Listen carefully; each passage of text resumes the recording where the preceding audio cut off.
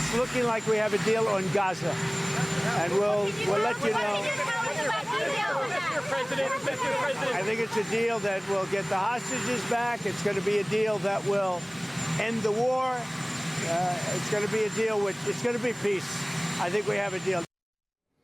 All right, President Trump, America's negotiator-in-chief, might finally be bringing Israel's war in the Middle East to an end. But time's going to tell if he can cut off Hamas's grip over the remaining hostages nearly 2 years after the initial October 7th terrorist attacks against Israel. This comes as Trump is inviting Israeli Prime Minister Benjamin Netanyahu back to the White House for a meeting on Monday. Does that mean a deal could be in the works? We're going to bring in distinguished professor at Touro University and author of Beyond Proportionality, Israel's Just War in Gaza. That's Thane Rosenbaum. Also with us is a foreign policy expert, Harley Littman. First of all, Happy New Year to you both, my friends. Happy New Year to you, too. So, all right, Thane, I mean, to paraphrase Donald Trump, what the hell is the purpose of the United Nations, especially if the thugs, the thieves, and the anti-Semites walk out and won't even listen to somebody that they disagree with? I mean, I thought Netanyahu's speech was terrific and hopefully shamed some of the leaders who have certainly rewarded Hamas and the killers by recognizing a Palestinian state. And the French and the English and the others should know better. Rob, you know, it's the irony. America pays most of the bills. You live not in the city, but I do, so it's harder to get around with snarling traffic. And the whole purpose of the UN is to be anti-Western and anti-Semitic and anti-Israel.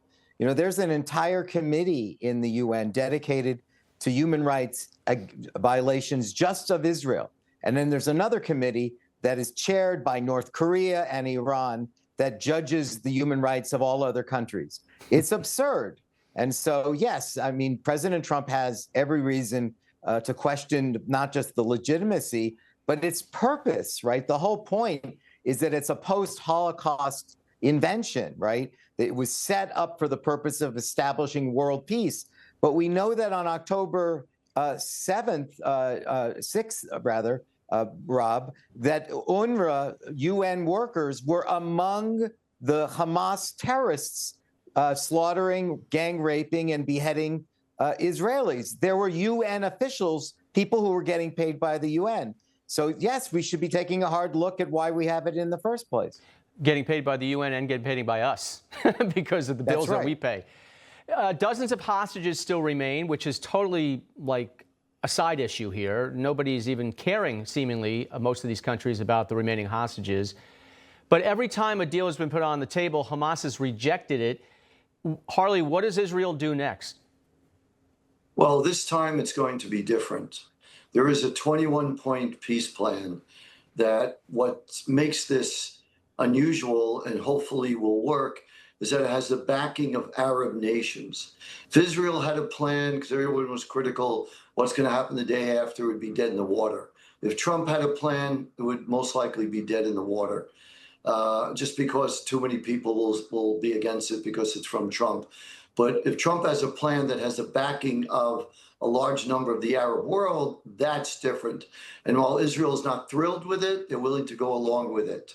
So this is very different. And what the plan states is the return of all the hostages, the disarmament and the surrender of Hamas. Israel leaves Gaza.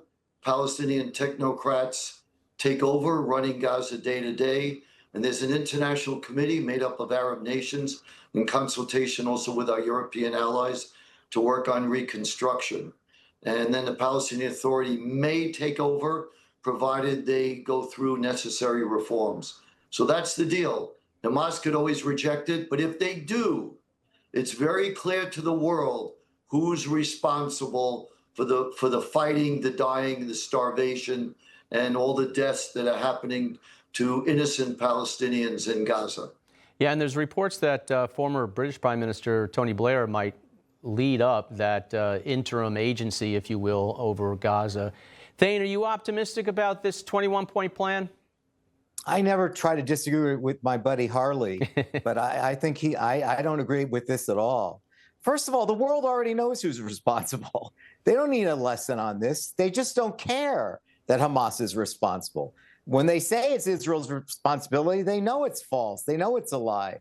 The European countries are terrified about their own Muslim problems, Islamist problems, and the breakdown of social and civil order all throughout Europe. And so they're intimidated, and that's why they recognize Palestinian statehood. Hamas, I don't care how many Arab countries line up here. Hamas is not surrendering. I think people fundamentally misunderstand their apocalyptic vision of going to war. They didn't expect to win. They don't care if Gaza burns down.